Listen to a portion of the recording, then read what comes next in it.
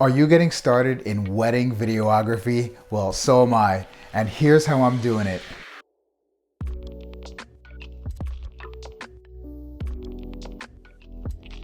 Hi, my name is Jay, and welcome back to Wedding Film Goals.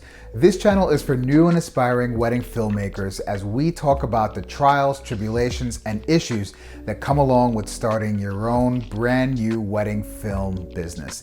So if that's what you're into, then definitely subscribe to this channel as we'll be discussing gear, tips, and general discussions as we grow together in the wedding videography business. Okay guys, so let's just begin talking about all the advice that you probably have heard from so many people around the industry and on how to get started in wedding films, and that is to film a wedding for free.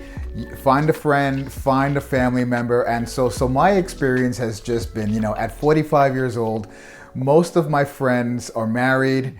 And while I do have a few friends who are younger and getting married, the issue with them is that they either don't want a videographer or they've already hired another professional. I've had two friends and even actually another family member that have all hired like higher end videographers to the tune of like $6,000 or $7,000.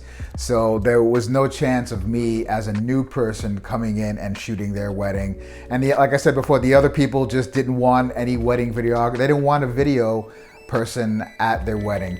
One friend of mine told me like, oh, my wife is pretty nervous and she doesn't want a camera stuck in her face all night. So I decided to give Craigslist a try, and everyone says to try it. A lot of people say Craigslist is out. I live in New York City and there's 8 million people here and more if you count the surrounding area. So I figured, let me try this. I'll put up a low cost ad for $5, advertising I'll shoot your wedding, very low price. And so what are some of the problems with that? Well, you get a lot of freaks and weirdos, a lot of spam, and a lot of scam things happening. People are getting married in 2 weeks and they want to send you $10,000 and you have to send the money back, and it's a lot of weird stuff. Maybe just I was posting at the wrong time also, and I just was not having a lot of luck with Craigslist. Legitimate couples contacting me on Craigslist. Also, the thing could be that people just don't trust a new guy. New York City is a saturated market, and I think that many people in this area, in this market, can probably find a slightly more experienced wedding videographer for a lower cost than pay a lower cost with very little experience. And so just Craigslist was not working for me at all. So my next move was to try to connect with another videographer, and this is where I think that you should begin. I think it's a good way to start, only because if you've never been to a wedding, like I've had video experience, but never really wedding experience, as I've been to many weddings, but I've never really worked as a photographer or videographer in the wedding business. So I think reaching out to an experienced, someone who has more experience than you is definitely the way to go. I think that by offering your services, and when I say services, I mean just in the beginning, in the same way that people say shoot for free or do everything for free, offer your services for free. And that may mean second shoot. If they will let you second shoot, that may mean carrying their bags. That may mean just running lenses back and forth from their bag to where they are, just shadowing them. And so I think that is probably the best way to go. So at first what I did was I just went to Google and I just went to the top 10 names that came out when I was searching in my town, and I went to those top 10, 15 names and I emailed all of them, and none of them got back to me. And I said to them I was offering anything. I'll carry your bags, I'll do anything you want, I'll walk around with you, I'll carry this, I'll put up lighting, I have a little bit of video experience. No one called me back. What I did was I just started looking at Craigslist. I went back to the Craigslist thing and I began to see other videographers who were there who had more experience. And so those guys, I'm thinking they're probably a little bit smaller, maybe not running such a big operation, and maybe I can connect with them. So I found someone who was operating through Craigslist, and I connected with him. Another thing you can do is go into Facebook groups that are in your community. I know here in New York City, which is a huge community here, the wedding groups, the wedding videography groups here, there's sometimes groups that are paired with photography, and you go in there and again, you can just offer your services to assist, second shoot, do anything just to be present on the day of a wedding, just so that you can get used to the flow of how the weddings work. Sometimes in these Facebook groups, you'll find bigger companies that are advertising, like large volume brands that shoot, a couple of hundred weddings a year, and they like to have extra people just around carrying their bags, maybe getting newer people into their training system, so to speak, and then maybe weeding out the weaker ones and finding people that are truly dedicated to working in this industry and training them. So sometimes Facebook groups can really be beneficial in helping you kind of get your foot in the door. And sometimes some of these smaller operators will allow you to keep your keep your footage as a second shooter once you do begin to shoot footage. And that's what happened with me with the guy that I wound up shooting with. He was maybe a year into the business, maybe a little bit more. And he said that whatever you shoot, you can keep. And so that was the key right there. I shot maybe 2 or 3, 4 weddings with him, and as his second shooter, I was able to kind of show him that I did know my way around the camera. We both had the Sony a7 III, so you kind of need to know what you're doing with a camera at a minimal level. You can't know nothing, right? So you definitely have to watch some videos online and get to learn about frame rate, ISO, shutter speed, and all how exposure works and all those kinds of things. But if you have a basic knowledge of that and you connect with a smaller company, an individual operator who will let you shoot with him because he's still kind of finding his way in wedding films. And a great thing would be if you can keep the footage, right? And so with second footage, you can begin to put together pieces of things that you will be able to start marketing yourself with. And so with that second footage or second shooter footage, right, you can begin to create clips on Instagram and on Facebook. Those are the two sites that I've been putting my clips on. I've recently started a TikTok account and also a LinkedIn account just because, but I think that definitely Instagram, definitely Facebook, and maybe TikTok just because that's been around for a few years, and now maybe some of those younger girls are now beginning to get into their early 20s. But my point is, with that second shooter footage, you can definitely start putting together 15-second clips. You obviously won't have as much as a full film, but you definitely can have maybe several 15-second clips, several 30-second clips, maybe a couple of 1-minute clips of a highlight that you can put together, maybe a little bit during prep, maybe a little bit during, moving towards the ceremony, maybe a little bit of the ceremony, maybe some select parts of the reception. You can make a 1-minute thing. So again, use the footage you have and break it into small chunks so that you can start putting those things on your Instagram account. Also, if you're shooting in a high frame rate, like 60 frames a second or 120 frames per second, or even if you're shooting 24 frames per second and you have some footage where people are not moving too much, but with a lot of motion, it's better if you have, 60 frames or 120 frames. You can take a screen grab, you can take a still from your footage and post it. And that's what I've been doing. So I take an image from my video, post it as a post for my Facebook, for my Instagram. Not really TikTok, because TikTok is mostly videos. But yeah, it's just finding ways to take one piece of content and just make as many pieces of micro content as you can, just to fill up your feed. And just one tip or one kind of warning regarding this little technique is you definitely don't want to tag the original couple that was, whose wedding that you shot as a second shooter.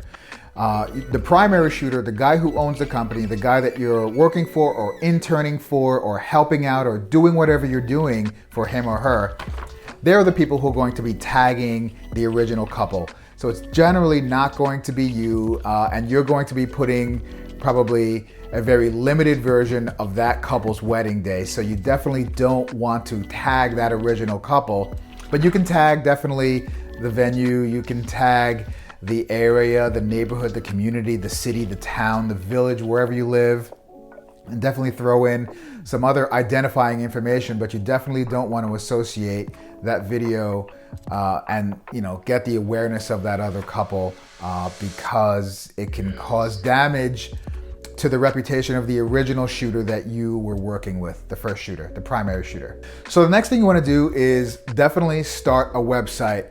I recently started a website. A friend of mine from high school was a web designer, and she was able to give me a great price. But even if you don't do web yourself and you don't have a friend who is a web designer, you definitely can start. I've started websites in the past, and believe me, I'm no web designer. I'm the worst when it comes to that kind of stuff. I'm pretty internet savvy, but I'm not coding a website at all. But when I used to do real estate videography, I did start my own site that looked pretty okay. And so you can go to Wix or Squarespace and begin loading some of those clips into there. Now, one thing to note is you may want to start putting them on on YouTube, and then embedding those YouTube videos onto your site. You definitely don't want to start loading too many videos onto the actual server where your site is being hosted. It's just going to slow down the site. It's not really going to work really well. If anyone ever visits your site, it's going to load very slow, and people are not going to stick around to see a video load that takes a minute or 2 minutes to finally load. So definitely load your videos, upload them to YouTube, and then embed them in your website. And then in your Facebook business page and also in your Instagram, you can link your website right in your bio so that people can see some of these clips and then come to your website. Another thing about the website is that you may want to write an interesting about me. And so I think that is where you begin to show a little bit of your personality. You can write about how you got started in wedding videography, some of your experiences, what you love about it, what your goal is, what your goals are in terms of wedding videography, why, what separates you from other videographers. Maybe you come from a teaching background or an education background like I do. Maybe you were a butcher. And so telling a little bit about your story, telling a little bit about your family, giving a little bit of yourself goes a long way in allowing people to connect with you. Definitely you want to put a picture of yourself there in your About Me section. If you have a partner or spouse, boyfriend, girlfriend, husband, wife, partner, generally put a picture of the two of you there. If you have a family and you feel comfortable putting your family on there, it just makes you more human. It makes you more of a person. It makes you more relatable. And the last thing on websites is you want to start a blog. And so I know blog, you've got enough things to do. You probably have another job, you have a family to take care of, you're starting to learn about cameras and websites and all this stuff, social media, and now I'm telling you to do more work. And so really, the blog posts of today are not the blog posts of maybe 5 years ago where we're talking, 1,500 words, 2,000 words.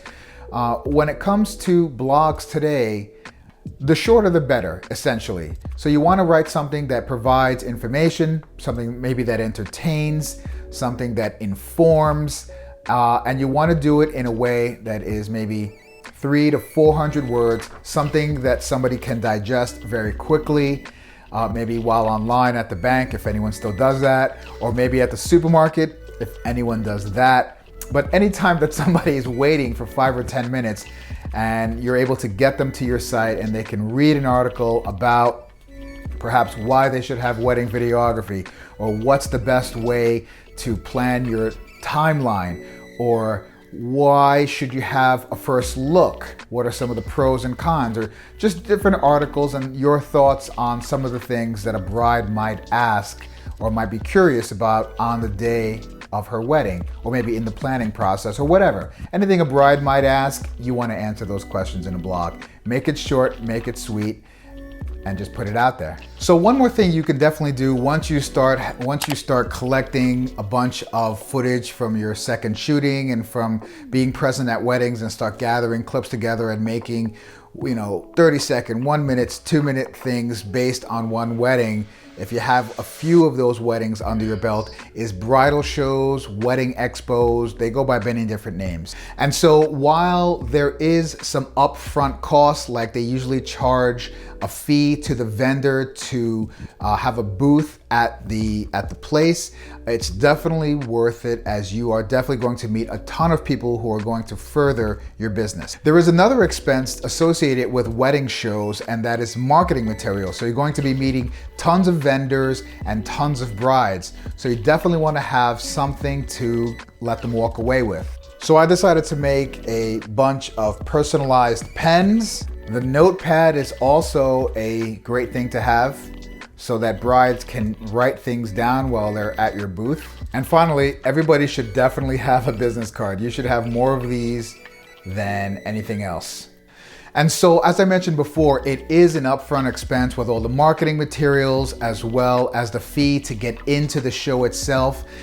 It is an absolute, really awesome opportunity for you to meet brides and couples who are interested. I went to one in Queens a few weeks ago, and I met 2 couples. Well, I met about 7 couples, but 2 of them were searching for 2021, which is a year away. So more than a year away. They're getting married in summer of 2021, and they're already looking. So just being able to get on those people's radar. And the other couples that I had a chance to meet was another great opportunity, because they get to see me, they get to feel me, they get to kind of feel my vibe, and they see how I'm dressed in a professional manner in a wedding environment. I also had a monitor, a television that I brought from my house, and connected my laptop so that my films, well, they're not complete films, but you can see the films that the clips showing over and over on a loop. And so not only is our wedding shows great to meet brides, but also so many vendors. I probably met more vendors than I did brides. And if you don't know, wedding videography is generally one of the last services to be booked when a bride is planning her wedding or when a couple is planning their wedding. So being able to connect with a DJ who I connected with, and really great guy. I also met a couple of other photographers, and by virtue of paying into this hotel, I was able to get on the preferred vendors list. So by doing that, so just connecting with photographers, connecting with other videographers, and connecting with DJs, those generally are the first people that get called when someone's planning a wedding. So definitely you want to try to connect yourself and attach yourself to those people. And again, it isn't so much about your work. I mean, you always want to be improving your shooting, improving your editing, and all that stuff. But really, it's more about your business relationships and the way that you present yourself, and how you speak to those people, and how you connect with them on Instagram, and you like their work, and you continue to foster a relationship. And again, it may seem fake, and it may seem like you're doing it just for business, but there's nothing wrong with being friendly, being professional, being warm. Show yourself to be an easygoing person. And those are the types of people that wedding professionals want to work with. Another interesting thing was that I met 2 photographers and 1 DJ who, in the course of my conversation, indicated that they were interested in shooting promotional videos. So the 2 photographers wanted me to make a video of them talking about themselves and show up at a styled shoot and shoot them as they photograph models. So kind of a behind the scenes look for them. DJ wanted the same thing. He wants to start making videos about the different DJ services that he offers and some behind the scenes. So in talking with those types of vendors, video is a super powerful medium, and people want it. people want it. So whether you are, at the top of your game or you are just getting into the industry now, a lot of vendors want to start getting footage of them doing their thing. And it's just another opportunity to make money as well as make connections and show yourself to be a warm, a normal person, a reliable person, a professional person who they want to work with on the day of a wedding when things can be high pressure and you don't need any drama between vendors on the day of a wedding. And so finally, just to close up the wedding show conversation, generally at the end, the organizer will send you a list of emails that they've collected, right? So maybe several dozen or maybe even close to 100 emails were sent to me. And so now I have all these emails. And what you generally want to do is send them a message. You can send them an email, which is generally what I did to the general email list that I got. But for the 7 couples that I specifically spoke to and had a detailed conversation with, I sent a video message of myself, which I'm sure no other vendor had done in that location. I sent a personalized video message.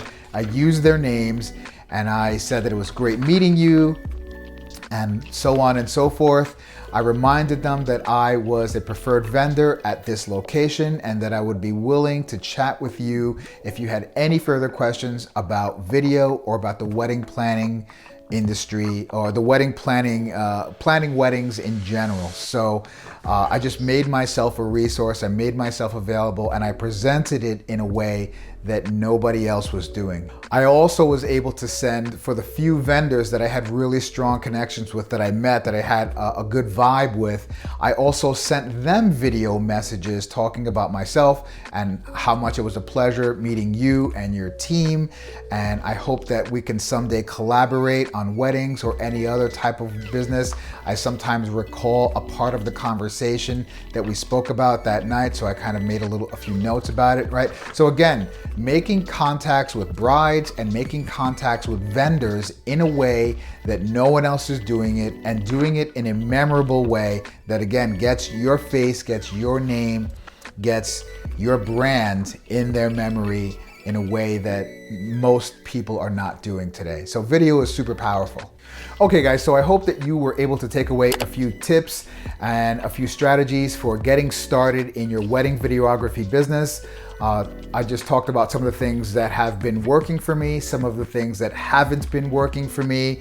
And so these are just the things that I'm doing as I'm trying to grow my wedding video business. So if you got value from this video and it's something that you might share with your team or with other younger, newer wedding videographers, definitely I would appreciate the share and definitely a like. If you have the opportunity, leave a comment and let me know what you think.